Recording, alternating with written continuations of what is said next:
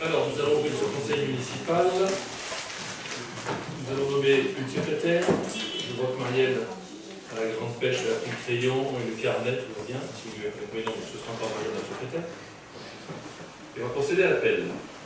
Paul Adam, Bernard Alban, Mireille Bétia, Didier Besançon, Alain Campion. Excusez-moi, pardon. Oui, oui. Nathalie Tézus,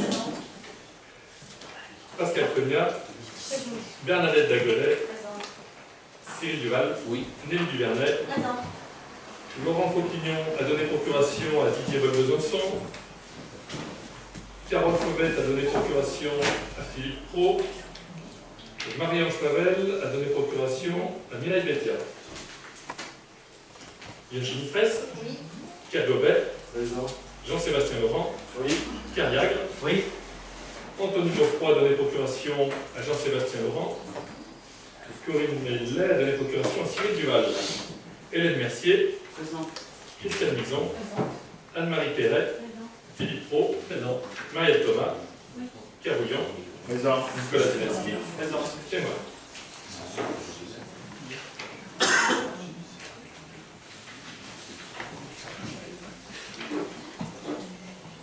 Alors, je vais vous proposer quand même à l'approbation, on a un petit peu discuté juste avant, les comptes rendus des conseils municipaux du 1er et du 5 avril. S'il y a des remarques qui sont effectuées, nous ne les publierons pas avant jeudi, quoi qu'il en soit. Comme ça, nous pourrons les apporter et les modifier directement, comme on vient d'évoquer ensemble. Y a-t-il des abstentions et des oppositions? Très bien. Donc, je vous les fais parvenir. Et puis, comme je vous l'ai indiqué, on modifiera s'il y a des remarques par rapport à la lecture que vous avez pu faire. Et puis je vais laisser la parole tout de suite à Philippe pour nous informer sur les dégâts.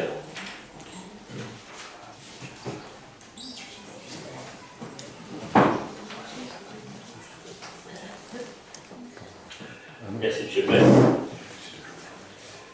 Le tableau des dégâts qui va s'afficher donc présente 6 déclarations d'intention d'aliéner.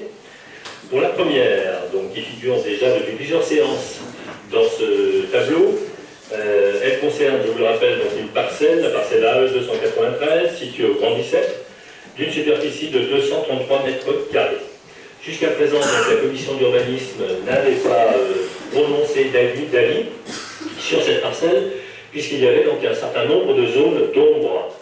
Et c'est la raison pour laquelle le CRIDON, le Centre de recherche et d'information et de documentation notariale, avait été saisi.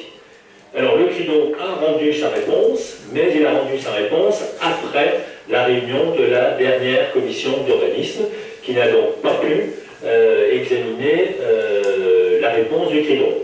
Simplement, il semblerait donc que la procédure qui avait vu le classement d'office de la voirie et des espaces verts de ce lotissement traversé par la rue du Garassois, il semblerait donc que cette procédure ait été construite sur des bases inadéquates. Donc il y aura certainement des décisions importantes donc à prendre sur lesquelles la commission d'urbanisme devra faire des propositions dans sa prochaine réunion. Voilà. Les autres dégâts, ensuite. Alors, la suivante, donc, un terrain plus une habitation, 244 rue des Pervenches, sur la parcelle H 535, surface de 816 m², pour un prix de 123 750 €. La commission n'a pas émis d'avis favorable à une préemption. La DIA suivante, terrain plus habitation, 159 avenue du Marquet, parcelle H 54, surface 694 m². Le prix 161 680 €, pas de préemption non plus, proposé par la commission d'urbanisme. La DIA suivante, terrain plus habitation, c'est une Litanie, 301 rue des Charmilles, parcelle AC 634, surface 780 m², pour un prix donc de 300 000 €, pas de préemption non plus, proposé par la commission.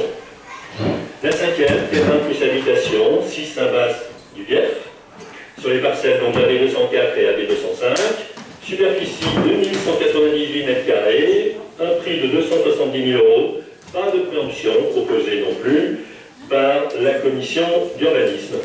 Et enfin, la DIA originale, donc, eh bien, elle concerne un appartement, pour finir, de rue Saget, et qui donne en fait sur la place de l'église, sur la parcelle AD 617, surface 133 mètres carrés, 65 205 €. La commission n'a pas davantage proposé une préemption.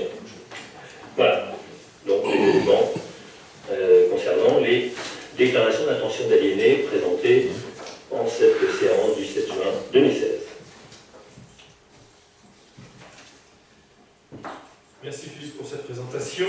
Et on va passer au dossier numéro 2, qui est l'avis sur le projet du parc naturel régional de la Dombe, ainsi demandé donc, par le président de la région Auvergne-Rhône-Alpes, Laurent Wauquiez.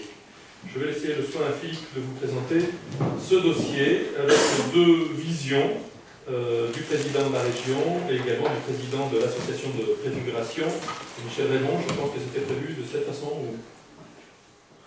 Je vais vous expliquer. J'anticipe peut-être un peu. Alors, donc, ce point numéro 2 de l'ordre du jour appelle donc, le conseil municipal à émettre un avis sur le projet donc, de parc naturel régional de la Dombe. Le maire a souhaité donc, que l'adjoint à l'urbanisme s'occupe de la présentation donc, de ce dossier. Donc, eh bien, j'ai essayé de m'acquitter de la tâche, donc vous pourrez vérifier. Le but, c'était d'apporter des éclairages, en fait, aussi objectifs donc, que possible. Alors, je reviens donc sur le courrier qui a été adressé par le président de la région Auvergne-Rhône-Alpes, M. Laurent Wauquiez, en février 2016, au maire donc, des communes de la Dombe. Dans ce courrier, le président donc, Laurent Wauquiez lance une consultation sur l'avenir de la Dombe. Et il précise que cette consultation porte sur deux options. La première, c'est poursuivre donc le cours de la démarche de création d'un parc naturel régional. Et la seconde, eh bien, c'est abandonner donc, le cours de cette démarche de création d'un PNR pour le remplacer, comme il est écrit dans le courrier, par un programme d'accompagnement et de mise en valeur de la Dombe avec le concours d'un conseil de territoire. Ce conseil de territoire, sauf erreur de ma part, il n'est pas évoqué donc, dans la lettre que vous avez eue, hein, comme pièce jointe donc, au dossier, et c'est quelque chose qui a été évoqué plus tard. Donc, pour répondre à la sollicitation du président du conseil régional, il semble utile donc, de fournir quelques éclairages sur la question posée par le président Wauquiez. Donc, on propose développer sur trois volets. La première, donc, il s'agit de rappeler ce qu'est donc un PNR, un parc naturel régional. Ensuite, il s'agira donc de présenter pourquoi il y a eu donc lancement de cette démarche donc, de création d'un parc naturel régional. Et puis enfin, il s'agira donc de définir les enjeux qui vont nous amener donc qui vont amener le conseil municipal à prononcer un avis donc, sur les deux options mises en balance, on va dire. Alors, le premier point, qu'est-ce qu'un PNR? Alors un PNR, d'abord, un parc naturel régional, d'abord, ça n'est pas un parc national. Donc ça n'est pas une zone de réglementation stricte de protection de la nature, et ça n'est pas non plus un territoire géré par l'État. Donc ça, c'est un préalable très important dont il faut avoir bien connaissance. Un PNR, c'est en général un territoire à dominante rurale. Ça n'exclut pas une dimension urbaine, bien évidemment, mais c'est un territoire à dominante rurale, plutôt c'est un territoire habité, c'est un territoire où on vit et où on travaille. Donc ça, c'est important aussi de bien le préciser. Un PNR, c'est un territoire d'exception, reconnu nationalement, alors pour deux motifs. D'une part, la forte valeur patrimoniale et paysagère de ce territoire, et puis l'autre motif pour lequel un territoire, un PNR, est reconnu nationalement comme un territoire d'exception, c'est sa fragilité. Fragilité qui nécessite donc une protection et qui nécessite donc des programmes d'action visant à sauvegarder donc, ce territoire fragilisé. Le PNR, c'est aussi un territoire de projet qui s'incarne, ce projet d'ailleurs, dans une charte. Alors c'est un territoire de projet qui se situe à une échelle qui est supracommunale et supra-intercommunale, donc au-dessus des communes et au-delà au-dessus des intercommunalités. Donc il y a une échelle régionale plus englobante, hein, et qui vise donc des objectifs de développement économique et social et des objectifs d'aménagement du territoire, donc bien évidemment. À la tête d'un PNR, il y a un organisme de gestion qui a en général la forme d'un syndicat mixte. Syndicat mixte, c'est-à-dire un syndicat avec des élus qui représentent en fait les différentes collectivités qui sont adhérentes au PNR. Donc ça peut être les communes, ça peut être les intercommunalités, ça peut être évidemment le ou les départements, ça peut être également la ou les régions, lorsqu'on a un PNR qui est à cheval sur 2 régions. On a déjà un PNR, le département de l'Ain est concerné par un PNR donc dans l'Ain, c'est le parc naturel du Haut-Jura, il est sur 2 régions. Il est à la fois donc sur la région Auvergne-Rhône-Alpes et puis sur la région Bourgogne-Franche-Comté aujourd'hui. Voilà. Donc le PNR, ce qui est important aussi à bien noter, c'est que ça n'est pas une collectivité. Donc ça ne rajoute pas un échelon supplémentaire donc, au millefeuille administratif dont on parle beaucoup. Ça n'est pas une collectivité, ça n'a pas les compétences d'une commune, ça n'a pas les compétences d'une communauté de communes, ça n'a pas les compétences d'un département, ça n'a pas non plus les compétences d'une région. Et le PNR ne reçoit aucun transfert de compétences. Il n'a pas de pouvoir réglementaire. Pour prendre un exemple, eh bien, les règles d'urbanisme, par exemple, c'est toujours la commune, ou bien dans le cadre d'un PLUI, par exemple, un PLU intercommunal, la communauté de communes, qui dessinera des règles d'urbanisme. Ça n'est pas le PNR qui peut décider des règles d'urbanisme. Donc ça, je crois que c'est un élément important pour éviter les confusions. Donc le PNR, ça n'est pas une collectivité. C'est important de le signaler. Voilà. Donc les principaux éléments concernant donc le PNR. Alors le PNR, c'est aussi une marque qui permet de qualifier un territoire. Donc c'est un label également. Les produits, les services donc fabriqués, les produits respectivement fabriqués ou offerts sur le territoire peuvent bénéficier donc de ce label. Et il est dit donc que c'est un atout supplémentaire incontestable pour l'attractivité touristique du territoire. Voilà. Alors maintenant, pourquoi un PNR de la Dombe? Alors c'est une idée qui est vieille de 50 ans déjà. De 20 ans, pardon, j'exagère un petit peu. Et l'idée vieille de 20 ans, ça remonte à 1995. Et en 1995, le premier donc, à avoir posé les premiers linéaments, pourrait-on dire, donc d'un PNR éventuellement de la Dombe, ça a été Charles Millon. Charles Millon, qui a été député, qui a été ministre et qui a aussi été président de la région Rhône-Alpes. En 1995, c'est lui qui a inscrit sur la liste des pays de la région Rhône-Alpes, eh bien, susceptibles d'obtenir ou de devenir un PNR plus tard, la Dombe. Premier élément. Première personne, donc, de bonne volonté, qui s'est penchée sur le berceau de la Dombe et qui a donc inscrit la Dombe dans cette liste de pays potentiellement, donc éventuellement accéder donc au statut entre guillemets de PNR. 1995, la deuxième date importante dans cette chronologie, c'est 2007. Et là, on ne se situe plus donc au niveau à l'échelle régionale, mais on se situe donc à l'échelle départementale. En 2007, un autre Charles de la Verpillière, député, président à ce moment-là donc, du Conseil général de l'Ain, a lancé la démarche pour le département de l'Ain. Et c'est une démarche donc, de création d'un PNR de la Dombe, et c'est une démarche qui a été poursuivie après par son successeur, Rachel Mazur.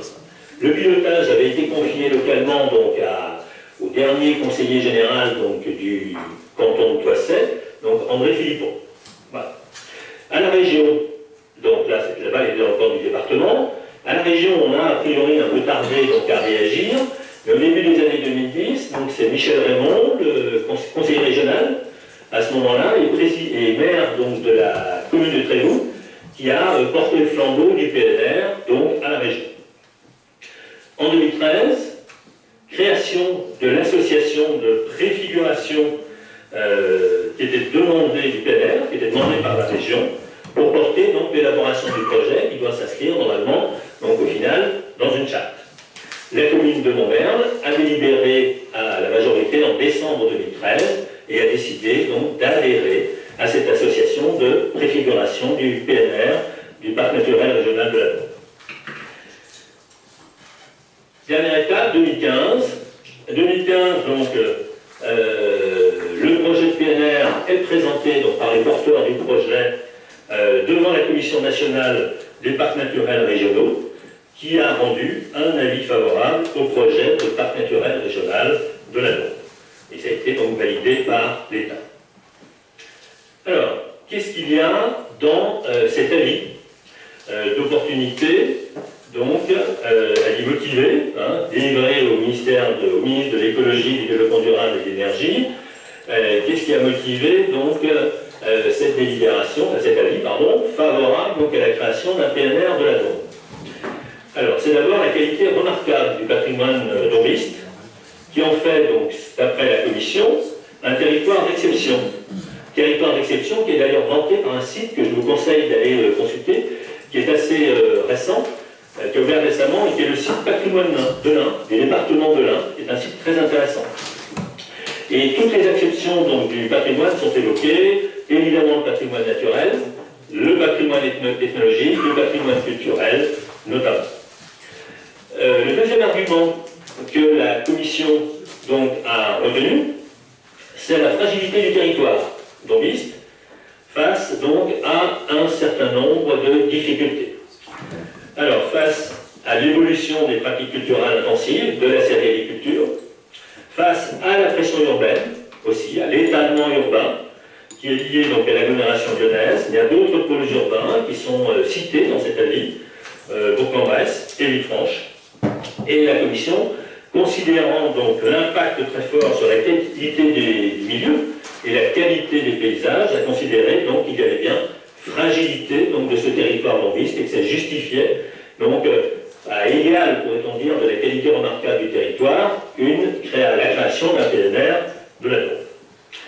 La Commission, également, dans son avis, et que je vous livre dans les grandes lignes, considérait que l'outil PNR, c'est ainsi que la Commission s'exprime, l'outil parc naturel régional était un outil adapté aux enjeux donc, du territoire. Alors pourquoi? D'une part, parce qu'il n'y avait pas de dispositif institutionnel solide. La Commission considérait qu'il y avait un émiettement des acteurs, donc, et que cet émiettement des acteurs peut être préjudiciable à la mise en place d'une politique de protection de ce territoire d'exception, de ce territoire de qualité fragilisé, menacé.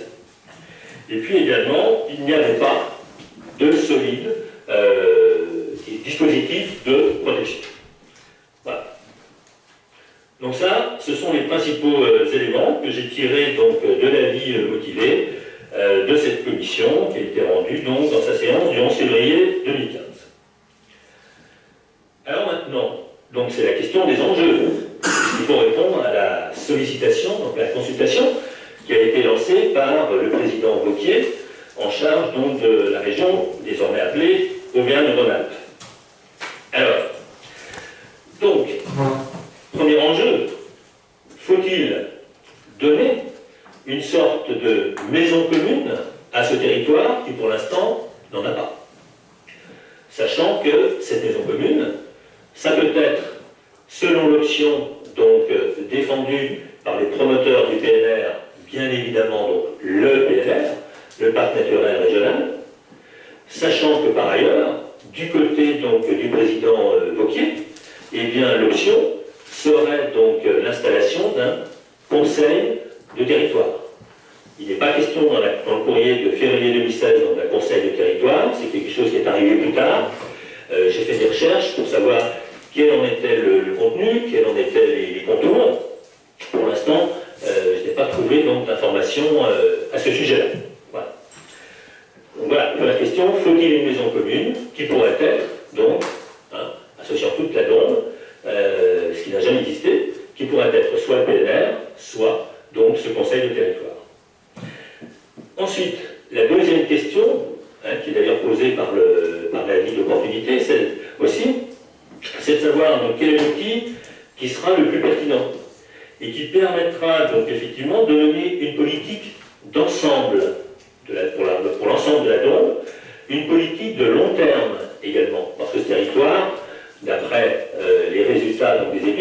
politiques de long terme, non pas des politiques à court terme.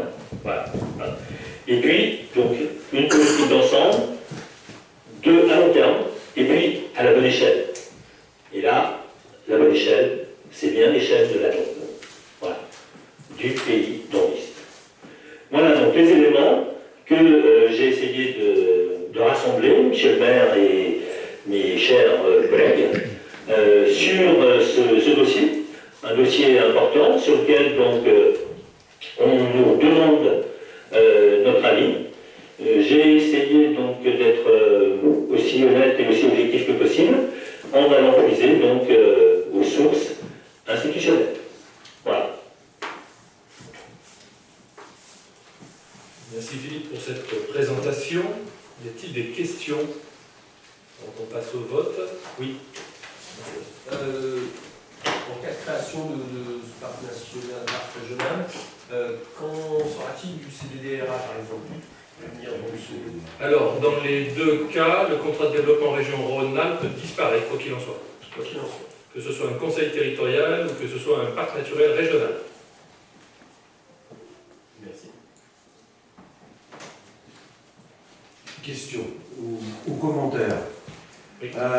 Effectivement, il est bon de rappeler qu'il y a quelques années, nous étions au sein de la commune favorables à cette adhésion à l'association de préfiguration, de façon à ce qu'on sache ce qui allait se passer, ce à quoi on pouvait s'attendre, sachant qu'à l'époque, il y avait 2 ou 3 territoires différents qui étaient proposés, englobant jusqu'à le plus petit territoire qui englobait 105 communes, ou 102 communes, je crois, et qui s'étendait, qui s'étend jusqu'au nord du département, vers Bagé, etc.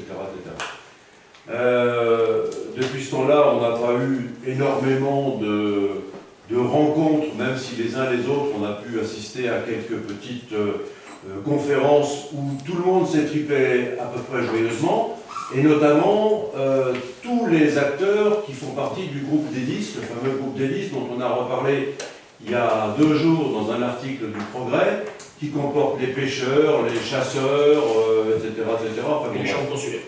Hein, il y a les chambres consulaires, enfin, il y a effectivement un constat, ça n'est que ma propre et personnelle appréciation, il y a un constat peut-être soit d'impréparation, soit en tout cas d'un refus d'un certain nombre de partenaires importants au niveau de notre territoire, agrandi si j'ose dire, qui font que manifestement ce PNR a plus que du plomb dans l'aile maintenant, en tout cas c'est les commentaires qui sont faits, non seulement il en a reçu par l'intermédiaire du président de la région, mais tous les commentateurs, enfin du moins ceux qu'on peut lire, on n'est pas dans les, enfin en tout cas moi je ne suis pas dans les réunions, prend beaucoup de choses. Et à l'inverse de ce que, enfin là aussi c'est une interprétation personnelle, ce que disait Philippe dans son commentaire, dans ses commentaires, je pense qu'un parc naturel régional a plus de puissance que l'on veut bien en attendre, en tout cas le décrire actuellement, sur la vie de toutes les communes et des communautés de communes qui le composeront.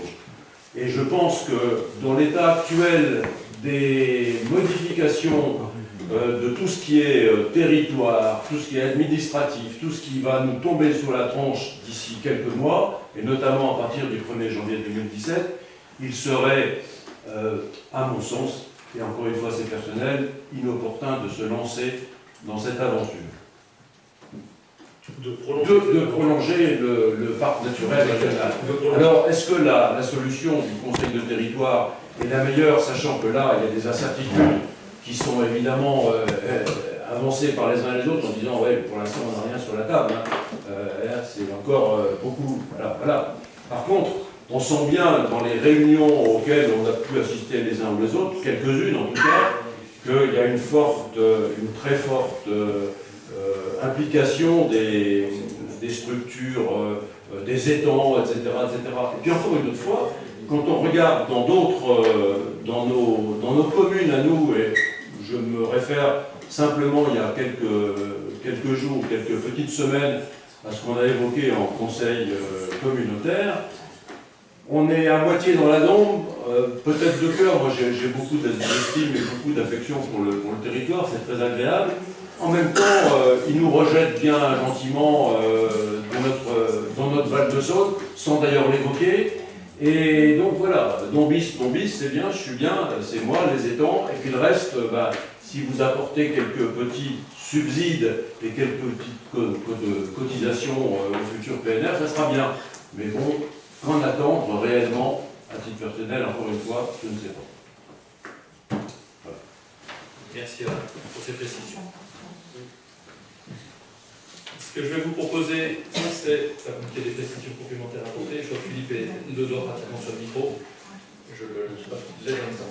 Concernant la position des chambres des chambres consulaires, et particulièrement de la représentant de la chambre d'agriculture et de la profession agricole, je crois qu'il faut tenir compte aussi de l'évolution du contexte agricole. Le contexte agricole, il est beaucoup plus difficile aujourd'hui, donc qu'il n'était peut-être au moment où Charles de Verpillière a lancé la démarche.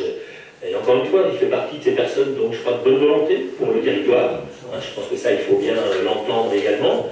Et voilà, la position du monde agricole a changé, parce qu'il y a des crispations aussi qui se font. Après, concernant donc, la question de savoir, Dombes et Val de Saône, elle se pose effectivement, mais je crois que là, il faut raisonner, me semble-t-il, que ce soit pour le plénière ou pour ces territoires, il faut raisonner à une échelle qui englobe un plus vaste territoire. Voilà. Je pense qu'on ne peut pas raisonner uniquement à des petites échelles, à des échelles étroites. Il y a un jeu d'échelle et on a des identités multiples aussi. Voilà. C'est pas la tendance, des identités multiples. Voilà. C'est pas la tendance. C'est le Val de Saône et donc l'histoire. Ce qui est par contre à rapprocher de la question de Jean-Sébastien, c'est de connaître et de savoir la disparition des contrats de développement de région Rhône-Alpes. Ce qui veut dire qu'il faut, et c'est la solution qui est proposée aujourd'hui, c'est qu'il faut obligatoirement qu'il y ait une représentativité, elle est là, des collectivités dans le futur projet de territoire. Parce que c'est aussi l'élément important, c'est qu'aujourd'hui, dans un développement touristique, dans un développement économique ou agricole, comme on a pu le voir, ou environnemental, parce que ça couvre un peu tout, justement. Dans la maîtrise de globalisation aussi, hein. Et puis dans le développement des innovations. Je pense qu'on a besoin de porter des innovations aussi sur ce territoire. C'est ce que les DRA faisaient, je pense. C'est les DRA faisaient, c'est pour cette raison qu'il faut, on a beau dire de ne plus avoir de structure supracommunale qui impose des règles. Il est important qu'aujourd'hui il y ait quand même une concertation pour un développement de territoire et qu'il n'y ait pas chacun à nouveau un retour les uns les autres d'un développement communal ou intra-communautaire sur des petites structures et qui pourrait recréer des concurrences de circonstances sur les territoires. Ça aussi, c'est important de pouvoir structurer sur une dimension beaucoup plus large. Et ensuite, il y a la question de durabilité, c'est une évidence. Mais les durabilités, on voit que n'importe comment, elles n'ont plus lieu d'être, le monde bouge vite et très vite. Alors, ce qu'on va procéder, ce que je vais vous demander, c'est, si vous voulez bien, on va procéder à un vote à bulletin secret, si vous ne voulez pas pour rien. Comme ça vous laissera à chacun et à tous. Pourquoi pas le faire même?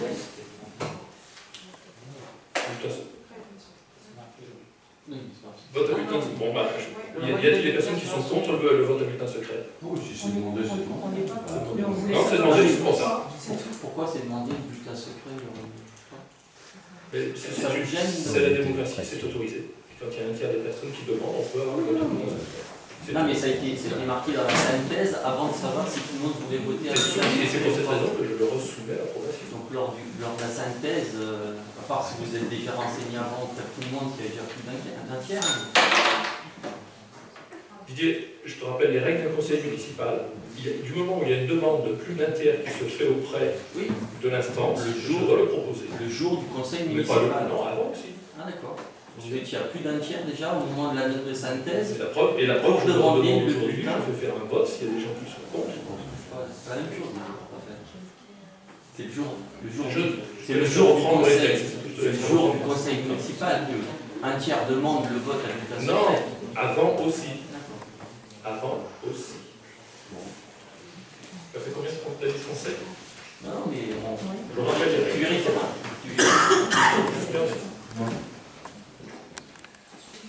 Alors, au niveau du bulletin, vous noterez soit PNR, soit conseil territorial, ou CT, ou la dernière possibilité, du tout, hein, ça aussi c'est une possibilité qui existe. On va demander à nommer 2 assesseurs, Nathalie et Bernard.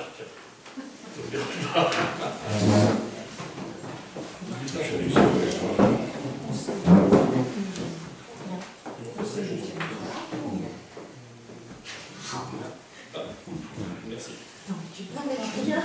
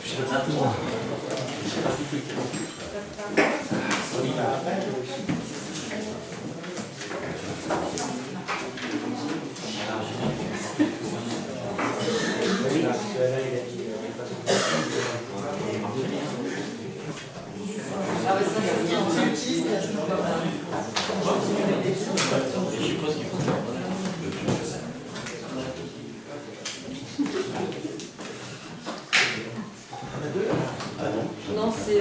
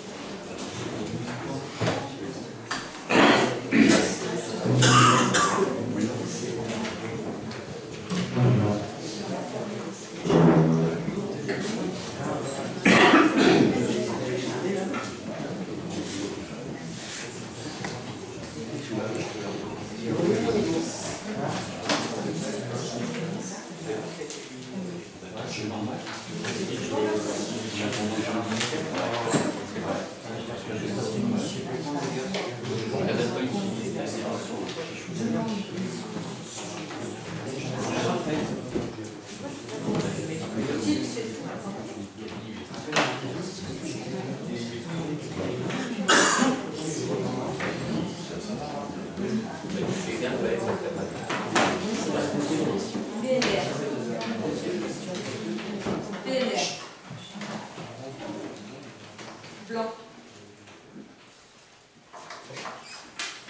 Blanc.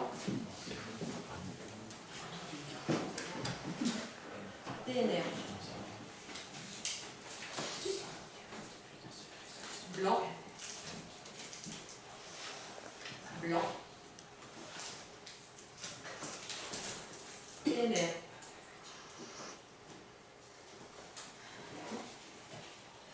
PNR. Rien. Nul.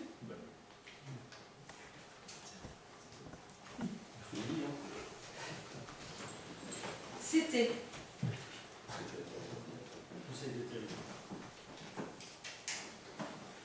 C'était.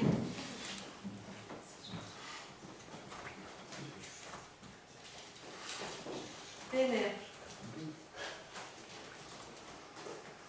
PNR. PNR. PNR.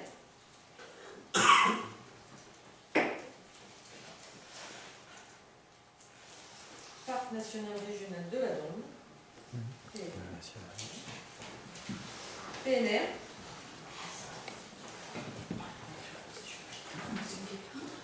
Blanc.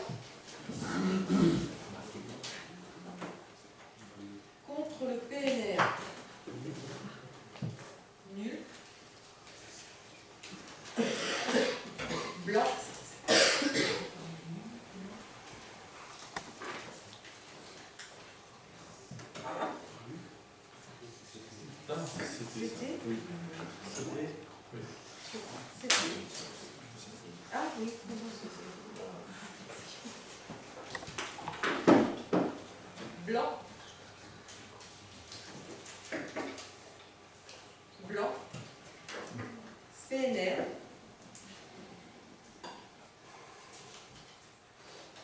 C'était.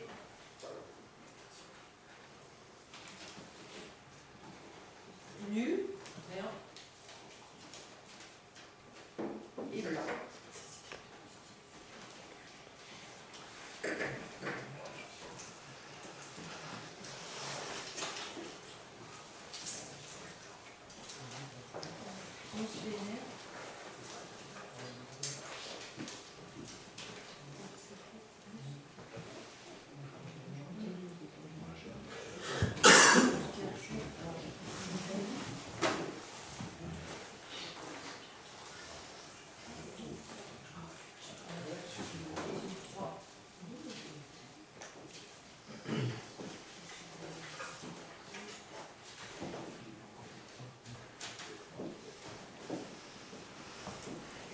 Donc le résultat, 11 votes pour le PNR, 4 pour le Conseil territorial, 9 blancs et 3 nuls.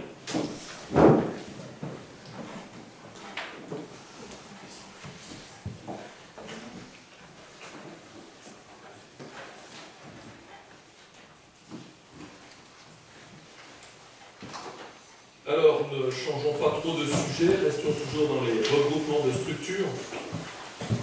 Pour le dossier numéro 3, c'est une motion de soutien à l'établissement public foncier de l'Ain. Je ne vais pas vous rappeler tout à fait ce qu'est le fonctionnement de l'établissement public foncier de l'Ain. Nous l'avons évoqué au conseil dernier concernant la prise en charge de notre structure rue de Saint-Trivier. Et ces enjeux. Aujourd'hui, ce qui se passe, c'est que nous avons une suprastructure beaucoup plus grosse qui est EPORA, donc l'établissement public d'État de l'Ouest Rhône-Alpes, qui souhaiterait englober tous les établissements publics fonciers, entre autres départementaux, ou tout du moins, d'après le rapport, aller jusqu'à tout du moins à ce qu'il y en ait un au moins sur chaque territoire. Aujourd'hui, je vous rappelle quand même que le PFL, qui a été créé donc pour l'Ain en 2006, a porté donc 15 millions d'euros d'acquisition et 7 millions de reventes foncières. C'est par conséquent un organisme sur notre département qui fonctionne très bien et dans une dimension que je pourrais qualifier de satisfaisante, puisque nous avons des réponses rapides aux dossiers qui peuvent leur être présentés et le dernier en fait d'ailleurs preuve. Ce qui vous est proposé ici, c'est demandé d'ailleurs par le PFL, ainsi que les parlementaires de l'Ain et le président du conseil départemental ont réagi à cette situation au niveau du préfet de région, et considérant, comme je viens de vous l'indiquer, que nous disposons d'un outil qui fonctionne parfaitement. Il vous est donc proposé, à ce moment-là, de marquer notre désapprobation quant à la suggestion de l'EPORA, mais de bien conserver donc, le PFL de l'Ain. Y a-t-il des questions ? Nous allons passer au vote. À lever. Y a-t-il des oppositions, des abstentions? À l'unanimité.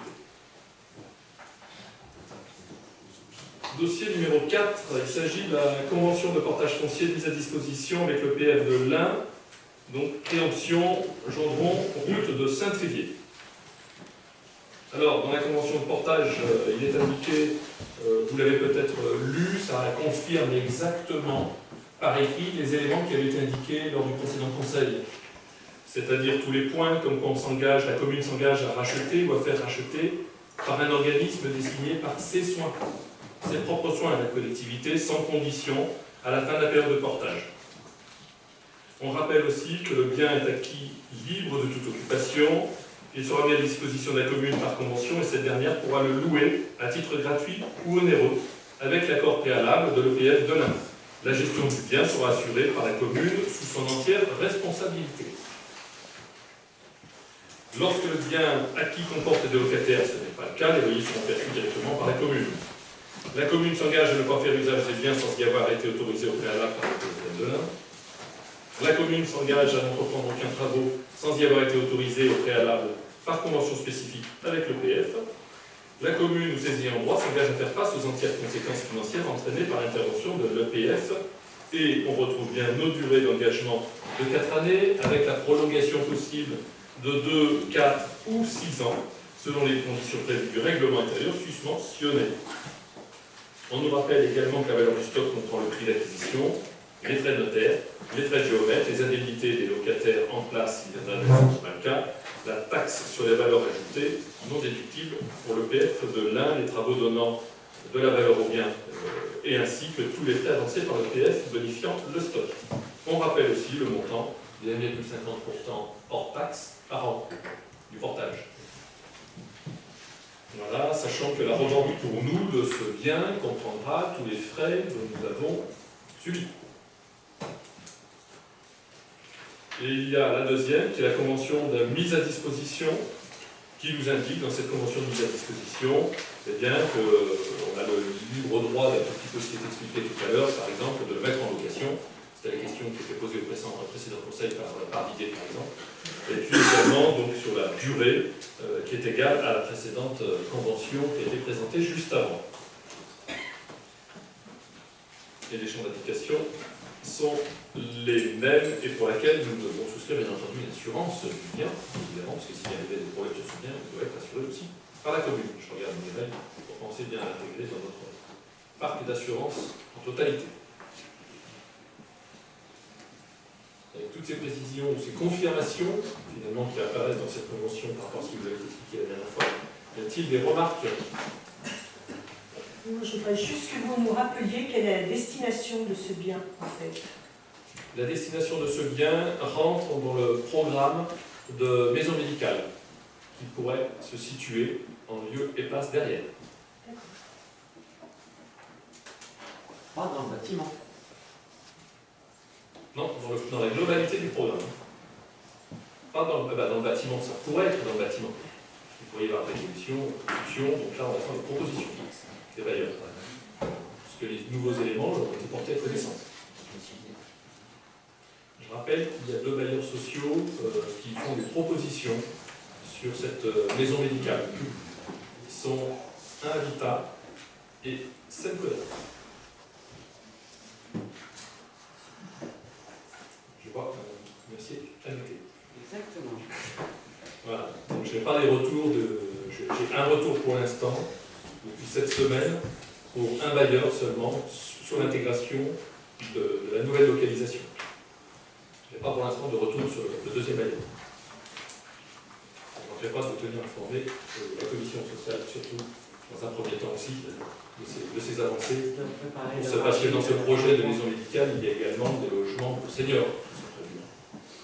Sur un type pratiquement type essor, bien que c'est une particularité spécifique, notamment d'accompagnement, d'appartements pour les seniors et de soins également. Le taux de 1,5, c'est pas précisé, c'est fixe ou il peut être revu Non, c'est fixe, 1,5% hors taxe par an. C'est pas une cotation, c'est bien fixe.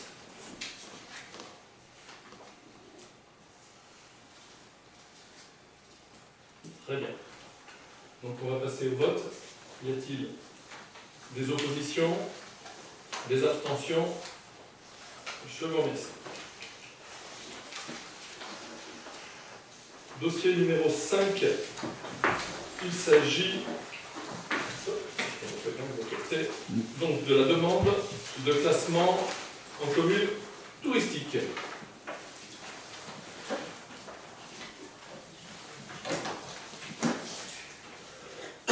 Alors, je vais prendre le relais parce que Marielle a une marque de tête phénoménale. La commune, donc suite au classement qui a été effectué par l'Office de tourisme, a demandé son classement également donc, en commune touristique. C'est une préambule à une étape supplémentaire d'aller à la commune de station touristique. Attention, ce sont des étapes supplémentaires, mais il faut également que notre Office de tourisme progresse dans ce sens. Et ceci aura pour incidence future d'avoir directement donc ensuite des répercussions qui peuvent être financières quand on est classé station touristique. Aujourd'hui, ce n'est pas le cas en étant classée commune touristique, ce n'est pas station touristique. Mais ça permet d'enclencher justement ce démarrage dans cette démarche-là, qui est prévue d'ailleurs par la Commission. Et le travail qui permet d'orienter sur les années qui suivent les orientations de développement touristique sur la collectivité de Montréal.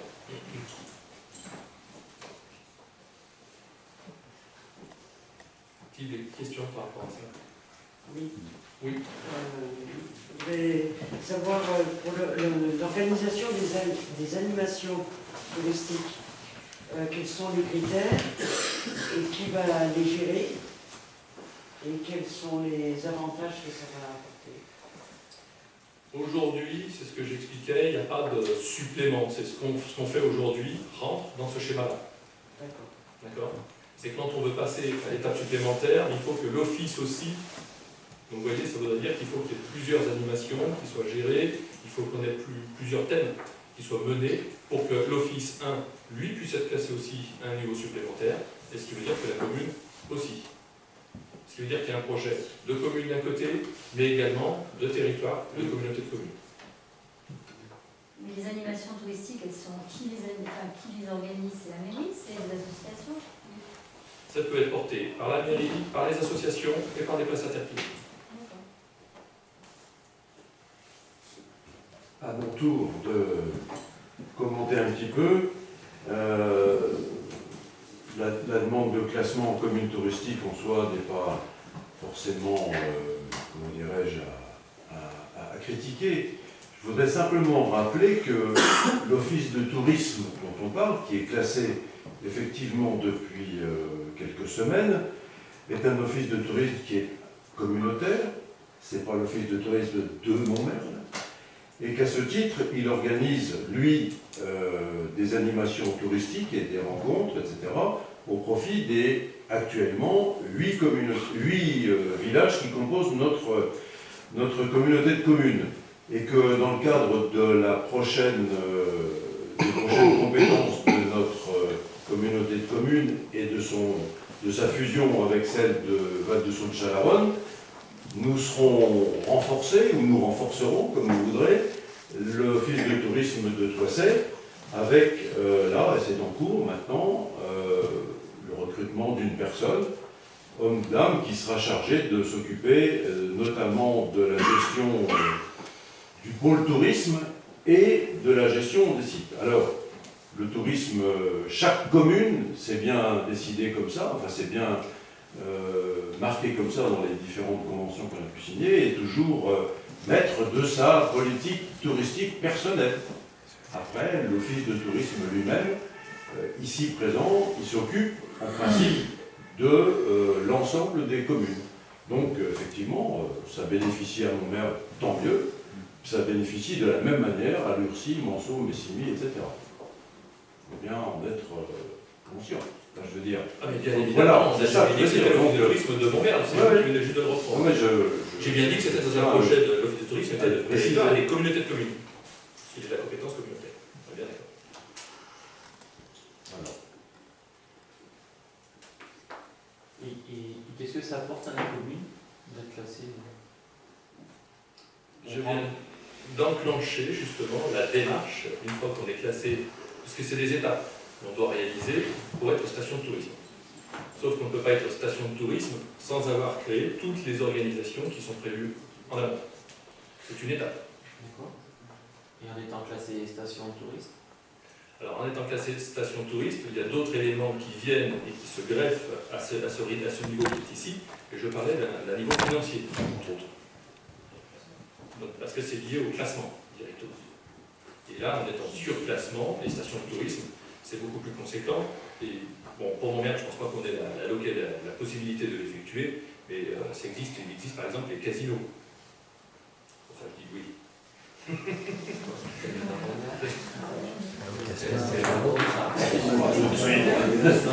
Non, il n'y aura pas de casino de Montmerle. Mais il y a la bonification de DGF, il y a les employés quand on a besoin de renfort d'été, la police municipale par exemple. Et prise en charge là-dessus aussi, financière.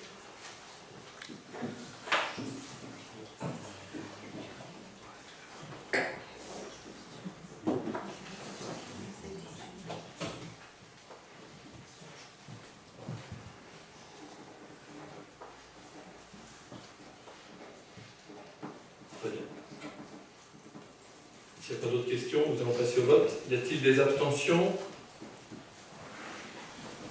3 abstentions. Y a-t-il des oppositions? Merci. Nous allons passer au dossier numéro 6, c'est la convention d'occupation du domaine public avec la société Amétis.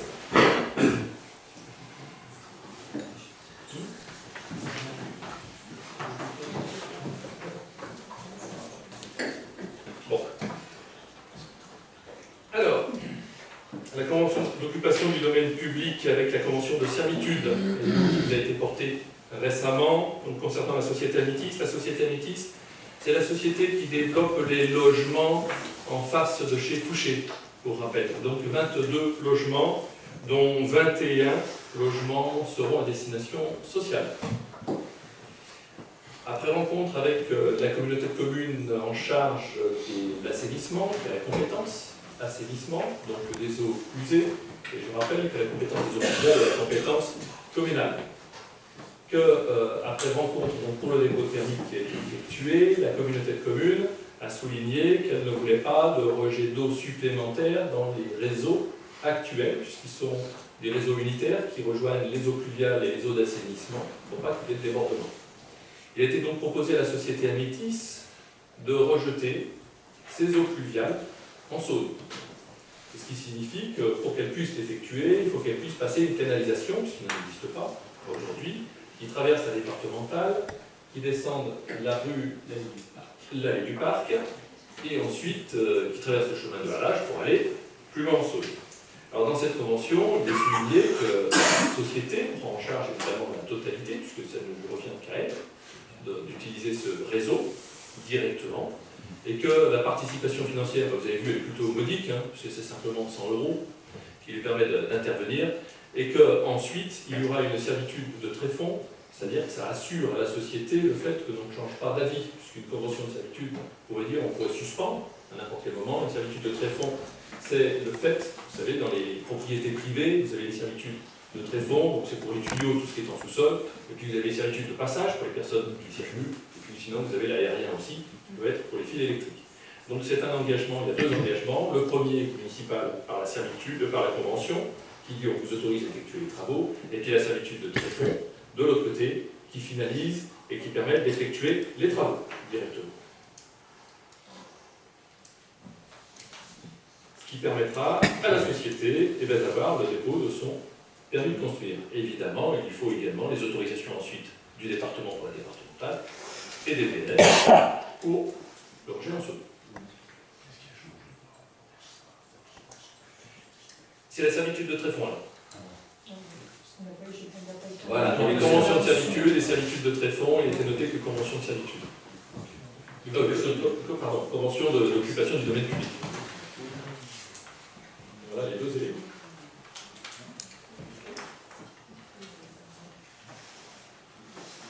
Des questions, ça va être un petit peu technique, et surtout très juridique là dans le cas présent.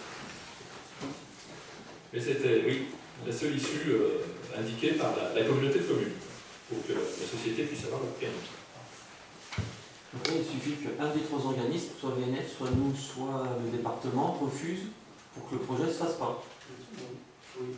Pour que la communauté de communes revoie sa position. Je dirais même pour que la communauté de communes revoie sa position. Oui, mais si elle la maintient. Ah bah si elle la maintient, ça arrive à cette complication du Après, développement.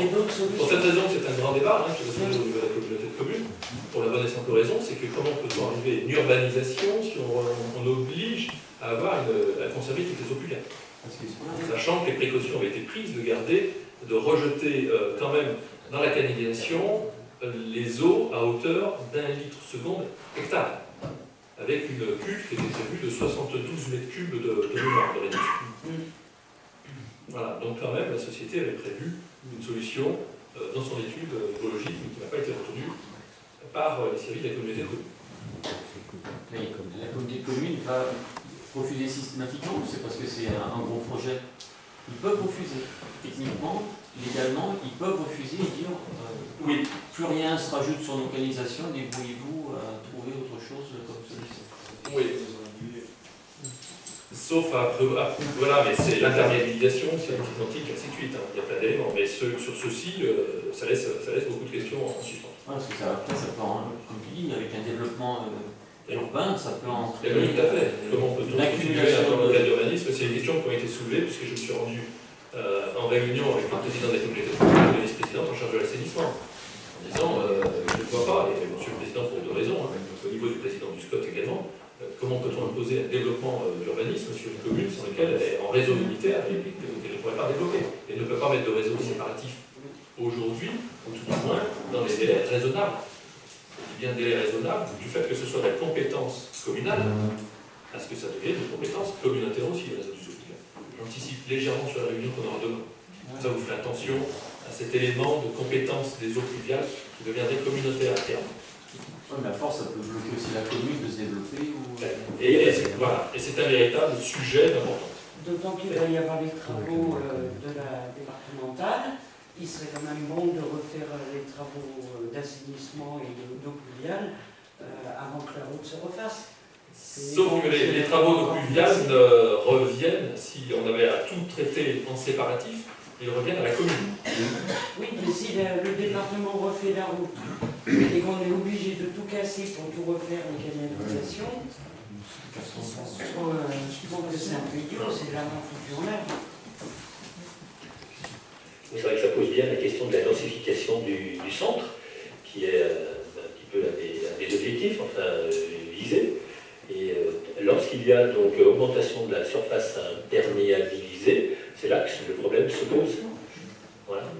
Donc il y a on voit bien là toute l'importance du schéma de gestion donc, des eaux pluviales, qui en est pour l'instant donc qui est arrivé au terme de sa phase diagnostique. On en attend beaucoup aussi pour le zonage aussi, bien évidemment, pour savoir quels équipements donc y installer. Sinon, c'est vrai que c'est un frein donc, au développement urbain, au renouvellement urbain de la commune, et du centre tout particulièrement. Voilà. Et on savait que c'était une grosse question, et c'est pour ça qu'on l'avait inscrit comme une priorité en même temps que la reprise du PLU.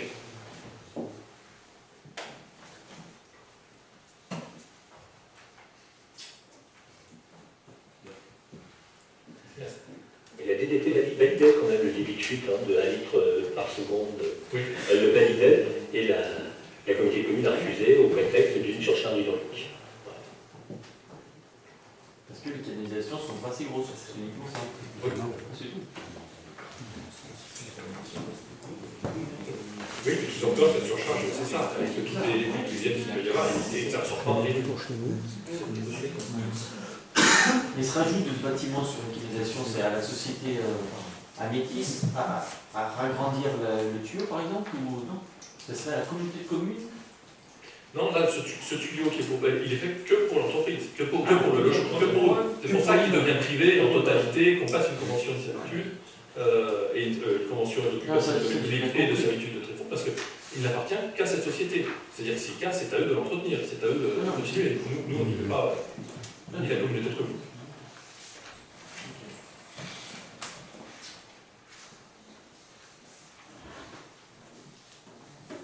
Très bien. On va passer au vote. Y a-t-il des oppositions? Des abstentions?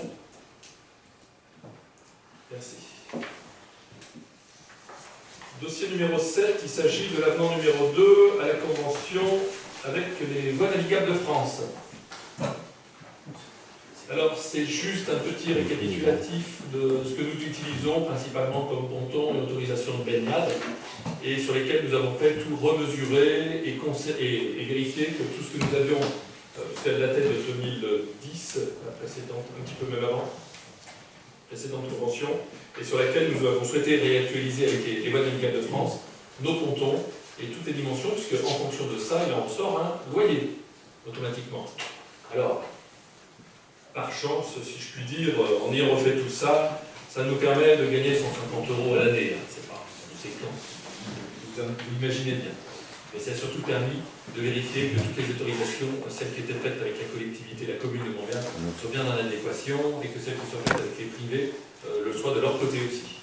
Donc les BNF souhaitent aussi qu'on fasse le point par rapport à ça, parce qu'il y a les pontons privés, et les pontons privés, ce sont des personnes payées directement auprès des BNF et non pas à la collectivité.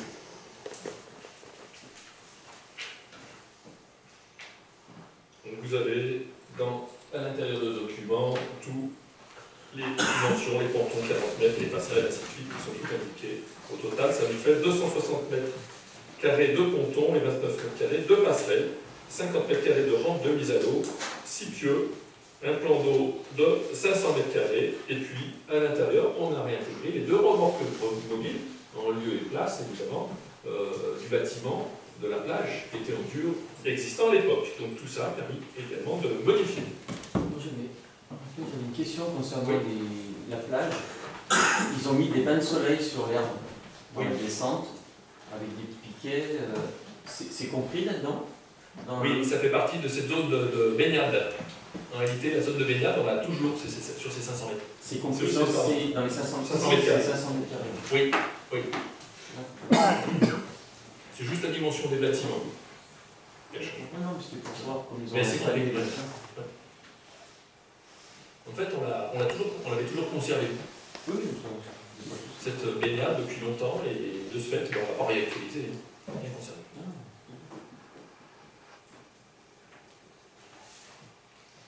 S'il n'y a pas d'autres questions, on va passer au vote. Y a-t-il... Oui, pardon, une autre question. Si, en fait, j'ai pas vu, il n'y arrive pas à voir. Ponton du club, c'est quoi? Club nautique. Ah, c'est le club nautique.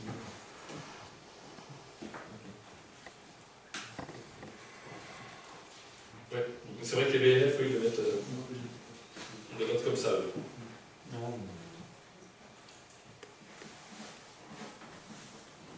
Mais tu vois, même sans lunettes, tu vois bien. Oui, c'est la fatigue. Tu manques un mot. Là, si je mets mes lunettes, je vois encore.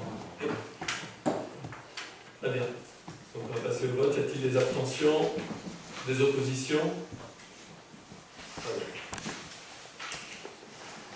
On arrive au dossier numéro 8 et 9, qui sont à peu près identiques, qui sont les tickets sport et culture, l'attribution des subventions d'associations, et puis on a un vote indépendant. Et pour rappel, selon les remarques et suggestions qui ont été faites l'année précédente, ça a été chose faite cette année, les 2 commissions se sont réunies ensemble pour délibérer ensemble, ça éviter des allers-retours entre les 2 commissions. Allez, Nicolas. Alors, il y a 2 points, comme vous avez dit, monsieur le maire. Donc le point numéro 8, il s'agit de modifier le dispositif dit des tickets sport et culture. Ticket sport et culture, c'est une aide financière qui est versée par la commune de 20 € par enfant âgé de 16 ans maximum durant l'année de souscription. Il faut que l'enfant soit domicilié sur la commune de Montmerle-sur-Saône, avoir souscrit une cotisation auprès d'une association dont le siège est situé à Montmerle-sur-Saône. Alors, les critères d'attribution, comme vous voyez, sont inchangés. Simplement, ce qui est proposé ce soir au vote du conseil municipal, c'est de modifier le dispositif pour une simplification et une gestion plus fluide et plus réactive auprès des associations. C'est-à-dire ne pas passer chaque fois au conseil municipal les modifications, enfin les rajouts de demandes de tickets sport. Voilà. Monsieur le maire. C'est bon? Je pense que c'est bon. Est-ce qu'il y a des questions? Juste peut-être préciser que Oui. c'est pas versé, enfin c'est versé aux associations, Toujours. mais pour aider les familles lors d'inscription à une association. Oui. Parce que sinon ça fait plus penser à une subvention qu'on donne à une association. Non, non. C'est pas vraiment ça. C'est une aide versée pour chaque enfant. Par la commune aux associations. Le seul changement qui est noté, je rappelle pour Marielle, c'est le fait qu'on vote la globalité et que ça nous permet, après, aux commissions, de dire, quand elles le voient, de ne pas passer au conseil municipal, de dire pour telle association, il faut qu'il y ait tant de coupons, et ainsi de suite. Ce qui se faisait avant. Là, ça permet de ne pas attendre qu'il y ait une association qui présente son nombre de coupons et que ce soit délibéré au conseil municipal. Avant, on essayait de regrouper les demandes, mais sauf que si une association ne transmet pas tout de suite, on va pas faire un enfant. Donc pour retarder toutes les associations, ça va peut-être des décalages de trésorerie. plus facile. Et pour éviter ce décalage de trésorerie qui peut être assez long pour les associations, on a préféré procéder, les 2 commissions ont proposé de procéder de cette façon, pour que ça aille plus vite pour les associations. C'est une bonne initiative. Après, en termes de mots, c'est bien une subvention, parce que l'argent est versé aux associations.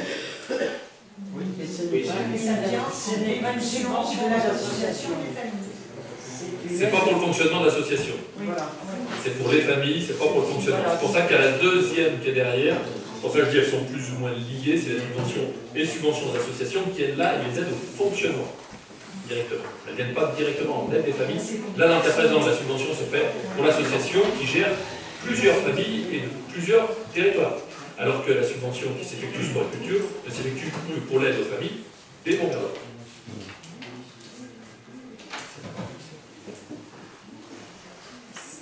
On va procéder donc au vote de ces tickets sport et culture. Y a-t-il des abstentions, des oppositions? Très bien. Dossier numéro 9. Nicolas. Oui, alors le 10 mai, les commissions finances et la commission association se sont réunies et